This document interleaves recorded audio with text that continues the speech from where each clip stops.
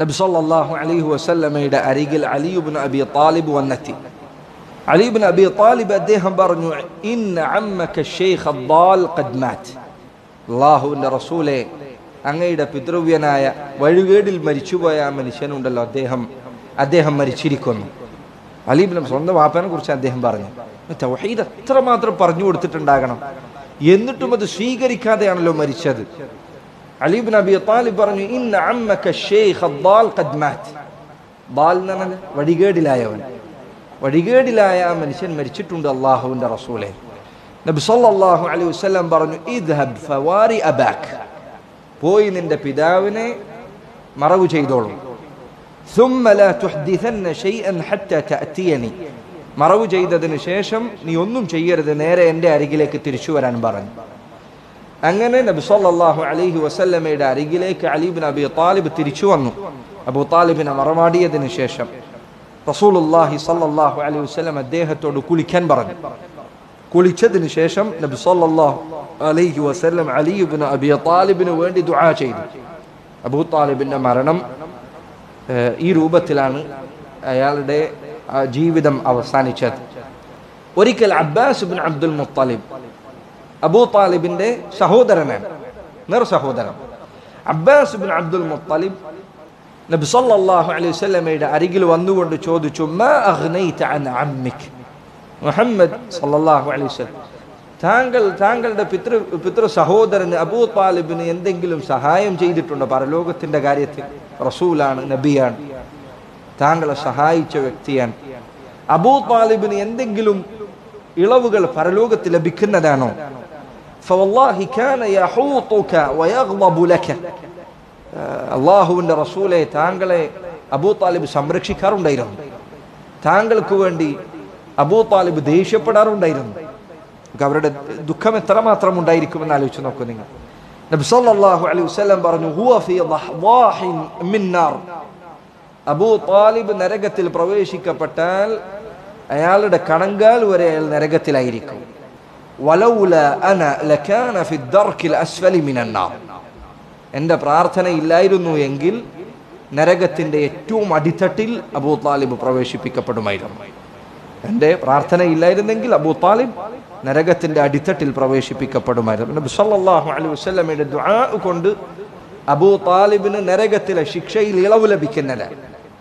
എന്നാൽ നരകത്തിൽ നിന്ന് ഒരിക്കലും അദ്ദേഹം രക്ഷപ്പെടുകയില്ല. നരകത്തിൽ ശിർക്കിൽ ഒരാൾ മരിച്ചാൽ അയാൾ കാലകാലം നരകത്തിലാണ്. അതുകൊണ്ടാണ് സഹോദരങ്ങളെ, വീണ്ടും വീണ്ടും ഞാൻ ആവർത്തിച്ചു, നിങ്ങൾ ഒരിക്കലും തൗഹീദിന്റെ കാര്യത്തിൽ ജീവിതത്തിൽ ഒരിക്കൽ പോലും ഒരു ചെറിയ വിട്ടുവീഴ്ച പോലും കാണിക്കരുത്. ഇത് ഏറ്റവും പ്രധാനപ്പെട്ട, അതിലൊരിക്കലും വിട്ടുവീഴ്ച കാണിക്കരുത്. അത് വിട്ടുവീഴ്ച കാണിച്ചാൽ മനുഷ്യന്റെ ജീവിതം കാലം മുഴുവൻ ഒരാൾ നരകത്തിൽ കിടക്കുക എന്ന് പറഞ്ഞാൽ ചിന്തിച്ചു നോക്കൂ നിങ്ങൾ അതിന്റെ ഗൗരവം എത്രയാണെന്ന്. ഒരിക്കൽ പോലും മനുഷ്യൻ നരകത്തിൽ അല്ലാഹു സുബ്ഹാനഹു വ തആല കാത്തുരക്ഷിക്കുമാറാകട്ടെ.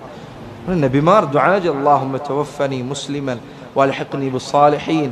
നിങ്ങൾ എപ്പോഴും ദുആ ചെയ്യണം, എന്നെ നീ മുസ്ലിമായിട്ട് മരിപ്പിക്കാൻ പാടുള്ള റബ്ബേ, സാലിഹീങ്ങളോടൊപ്പം എന്നെ ചേർക്കണേ. അല്ലാഹുമ്മ യാ മുഖല്ലിബൽ ഖുലൂബ് സബ്ബിത് ഖൽബി അലാ ദീനി. ഈ ദുആകൾ നിങ്ങൾ എപ്പോഴും അധികരിപ്പിക്കണം. അല്ലാഹുമ്മ ലാ തുസിഗ് ഖുലൂബനാ ബഅദ ഇദ് ഹദൈതനാ. ദുആയിൽ പെട്ടതാണ് ഇങ്ങനെയുള്ള പ്രാർത്ഥനകൾ. എപ്പോഴും നിങ്ങൾ ദുആ ചെയ്തുകൊണ്ടിരിക്കണം. ഒരിക്കലും ഞാനൊക്കെ എന്തായാലും മുസ്ലിമായിട്ട് തന്നെ മരിക്കുള്ളൂ എന്ന രൂപത്തിൽ നമ്മൾ ജീവിക്കരുത്. നമ്മുടെ ഈ നിഅമത്തിന്റെ വില നമുക്ക് തിരിച്ചറിഞ്ഞില്ലെങ്കിൽ, അല്ലേ, നിഅമത്തിന്റെ വില നിങ്ങൾ കുറച്ചു കഴിഞ്ഞാൽ നിഅമത്ത് എടുത്തു നീക്കപ്പെടും. ഇസ്ലാം എന്ന നിഅമത്തിന്റെ വില നിങ്ങളുടെ ഹൃദയത്തിൽ നിന്ന് ഇല്ലാതെയായാൽ അത് പതുക്കെ ഇല്ലാതെയാണ്. അല്ലാഹു കാത്തുരക്ഷിക്കുമാറാകട്ടെ. നബി സല്ലല്ലാഹു അലൈഹി വസല്ലം എന്താണ് പറഞ്ഞു? 3 കാര്യങ്ങൾ ഒരാളിൽ ഉണ്ടായാൽ ഈമാനിന്റെ മാധുര്യം അവൻ ആസ്വദിച്ചിരിക്കുന്നു. അതിൽ അവസാനം പറഞ്ഞ കാര്യം എന്താണ്? വഅൻ യക്റഹ അൻ യഊദ ഫിൽ കുഫർ കമാ യക്റഹു അൻ യുഖ്ദഫ ഫിൻ നാർ.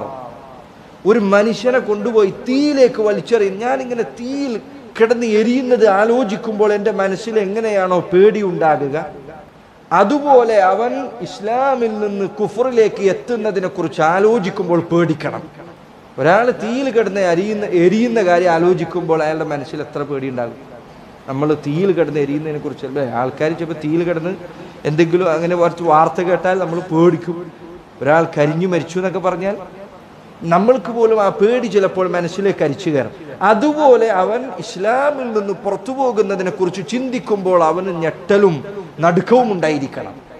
അത് ഹൃദയത്തിൽ ഉണ്ടാകുക എന്നത് ഈമാനിന്റെ മാധുര്യം ഒരാൾ ആസ്വദിച്ചിരിക്കുന്നു എന്നതിന്റെ അടയാളമാണെന്ന് നബി സല്ലല്ലാഹു അലൈഹി വസല്ലം പറഞ്ഞിട്ടുണ്ട്.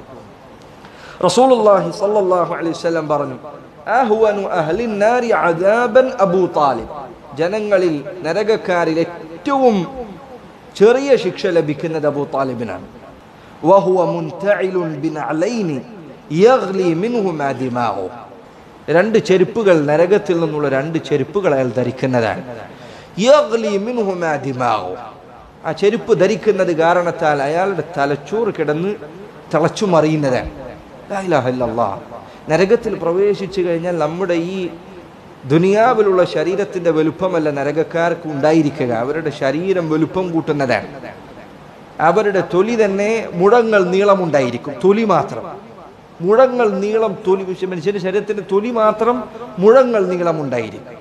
റസൂലുള്ളാഹി സ്വല്ലല്ലാഹു അലൈഹി വസല്ലം പറഞ്ഞു, ഒരാൾ നരകത്തിലേക്ക് പ്രവേശിക്കപ്പെട്ടാൽ അവന്റെ ചെവിക്കുറ്റി മുതൽ അവന്റെ തോള് വരെ മാസങ്ങളോളം വഴിദൂരം യാത്ര ചെയ്യാനുള്ള അകലമുണ്ടായിരിക്കും, അത്ര വലുപ്പമുണ്ടായിരിക്കുമെന്ന്. എന്നിട്ടാണ് ഈ കണ്ട നരകക്കാരെ എല്ലാം നരകത്തിൽ പ്രവേശിപ്പിച്ചതിന് ശേഷം നരകം തിരിച്ചു ചോദിക്കുന്നത്, ഹൽ മിൻ മസീദ്, ഇനിയും കൂടുതൽ ആളുകളുണ്ടോ എന്ന് നരകം തിരിച്ചു ചോദിക്കുന്ന. ഇത്രയധികം വലുപ്പമുള്ള അവസ്ഥയിൽ ആളുകളെ, അതും നരകത്തിലേക്ക് എങ്ങനെയാണ് പ്രവേശിപ്പിക്കപ്പെടുന്നത്? നരകത്തിലേക്ക് ഇടുന്നത് ഒരു മനുഷ്യനെങ്ങനെ പതുക്കെ പ്രവേശിപ്പിക്കല്ല, വാതിലൂടെ കയറിക്കോ എന്നല്ല. ഖുർആനിൽ പലയിടത്തും വന്നതുപോലെ നരകത്തിലേക്ക് അവൻ വലിച്ചെറിയപ്പെടുകയാണ് ചെയ്യുക. ചില മുഫസ്സിറുകൾ വിശദീകരിച്ചതുപോലെ ഒരാൾ കടലിലേക്കോ മറ്റോ കല്ല് വലിച്ചെറിയുമ്പോൾ എങ്ങനെയാണ് വലിച്ചെറിയുക, അതുപോലെയാണ് നരകക്കാരെ നരകത്തിലേക്ക് വലിച്ചെറിയുക. അല്ലാഹു സുബ്ഹാനഹു വ തആല നരകത്തിന്റെ ശിക്ഷയിൽ നിന്ന് നാം ഏവരെയും കാത്ത് രക്ഷിക്കുമാറാകട്ടെ.